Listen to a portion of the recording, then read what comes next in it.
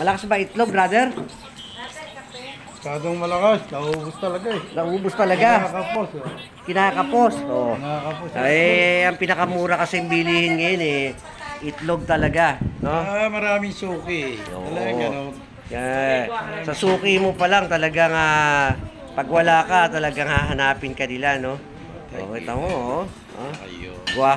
Gwapo talaga ng brother ko, tingnan mo, oh. Oh, di ba? Ha? Kaya nga talagang mabili ngayon talaga ang itlog kasi mura na, madali pang lutuin, no? Madali pang kainin. Di ba, brother? No? Oo, madali matunaw sa tiyan.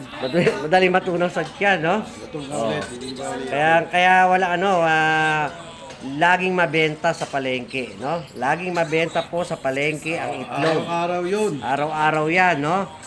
Talagang hinahanap po ng mga tao 'yan, no? Madali pong lutuin ang itlog.